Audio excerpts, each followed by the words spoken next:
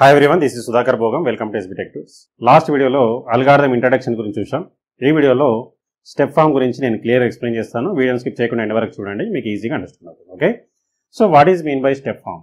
మరి step form ఏం చేస్తుందో చూద్దాం. In the step form representation, the procedure of solving a problem is stated with written statements. ఈ statement solve a part of problem and these together complete the solution. Step ఫామ్లో ఏం చేస్తున్నాడు? Step by step process అంతా రాసుకుంటూ పోతున్నాడు.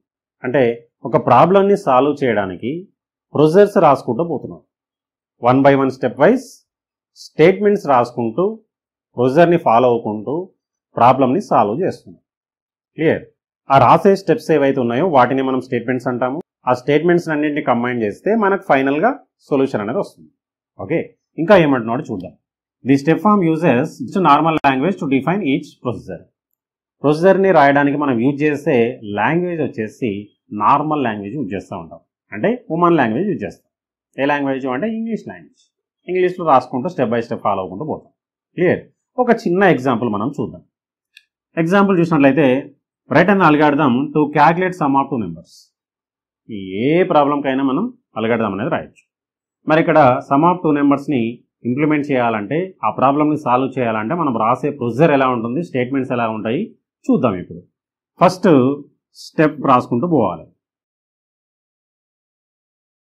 Step 1 కాబట్టి step 1, step 2, step 3 ఈ విధంగా రాసుకుంటూ పోతాం. క్లియర్? మనకు నచ్చిన విధంగా. ఇప్పుడు సమ్ ఆఫ్ టూ నెంబర్ జరగాలి. సమ్ ఆఫ్ టూ నెంబర్ జరగాలంటే నువ్వేం ఎలా రాస్తావు? నీకు నచ్చిన విధంగా రాసుకుంటూ finally some of two numbers తీసుకురావాలి. క్లియర్? సో ఆ విధంగా రాయాలంటే మనం స్టెప్ ఫామ్ రాస్తాం ఫస్ట్ ఆఫ్ ఆల్. క్లియర్? చూద్దాం. ఫస్ట్ స్టార్ట్ చేశాను. స్టార్ట్ అన్నాను, అల్గారిథం స్టార్ట్ అయింది. Next step 2. Some of two number జరగాలి కాబట్టి మనకు 2 వేరియబుల్స్ కావాలి. క్లియర్?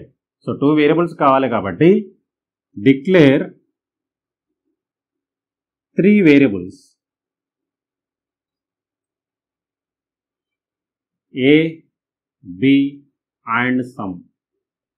ఎందుకు 3 వేరియబుల్స్? 2 వేరియబుల్స్ సరిపోతాయి కదా. అంటే 2 వేరియబుల్స్లోనేమో డేటాని స్టోర్ చేయడానికి, ఆ రెండింటిని ప్లే చేసి థర్డ్ వేరియబుల్ స్టోర్ చేయాలి కాబట్టి నేను సమ్ అనే వేరియబుల్ కూడా తీసుకున్నాను. మీకు కావాలంటే టోటల్ అనే వేరియబుల్ తీసుకోవచ్చు, యాడ్ కూడా తీసుకోవచ్చు, మీ ఇష్టం, మీకు నచ్చిన వేరియబుల్ తీసుకోవచ్చు. సో ఫస్ట్ అయితే నేను ఏం చేశాను, ఇక్కడ 3 వేరియబుల్స్ని డిక్లరేషన్ చేశాను. Next step 3, read A and B values. ఏకి బికి వాల్యూస్ని కూడా రీడ్ చేశాను, అంటే దానిలో స్టోర్ చేసిన. Next step 4, calculate sum equal to A plus B. Sum equal to A plus B calculation చేసేసి. నెక్స్ట్ ఏంటి? Step 5, display some. Finally step 6, stop. అంటే ప్రొసీజర్ని స్టాప్ చేయాలి. ఇంతే. సో ఈ విధంగా మనం స్టెప్ ఫామ్ని రాసుకుంటూ పోతాం స్టెప్ బై స్టెప్. క్లియర్? మనకు నచ్చిన విధంగా. క్లియర్? సో ఇటువంటి దాన్నే మనం స్టెప్ ఫామ్ అంటాం. దీన్నే మనం అఫీషియల్గా అల్గారిథం అంటాం. అల్గారిథంలో స్టెప్ ఫామ్ అనేది ఒక రిప్రజెంటేషన్. క్లియర్? అల్గారిథం మనం స్టెప్ ఫామ్లో కూడా రాసుకోవచ్చు. ఓకే, మీరు ఇక్కడ ఎగ్జాంపుల్ మీరు ఏదైనా తీసుకొని రాసుకోవచ్చు, మీ ఇష్టం.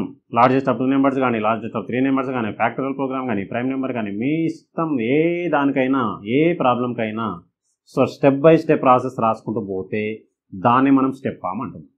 క్లియర్? సో ఎగ్జామినేషన్లో ఏదైనా ఒక ఎగ్జాంపుల్ తీసుకొని ఎక్స్ప్లెయిన్ చేసినా కూడా సరిపోతుంది. ఓకే, మీరైతే నోట్స్ తీసుకొని క్లియర్ అయితే రాసేసుకోండి. నెక్స్ట్ వీడియోలో సూడో కోడ్ గురించి నేను క్లియర్ ఎక్స్ప్లెయిన్ చేస్తాను, ఆ వీడియో కూడా మీరు చూడండి. ఈ వీడియోలో మీకు ఏమైనా డౌట్స్ ఉంటే కామెంట్ సెక్షన్లో కామెంట్ చేయండి, నేను దానికి రిప్లై చేస్తాను. అలాగే వీడియోని మీ ఫ్రెండ్స్ కూడా షేర్ చేయండి, వాళ్ళకి యూస్ఫుల్ అవుతుంది. నెక్స్ట్ వీడియో మళ్ళీ కలుద్దాం. So thanks for watching. Like, share, subscribe my channel. Thank you.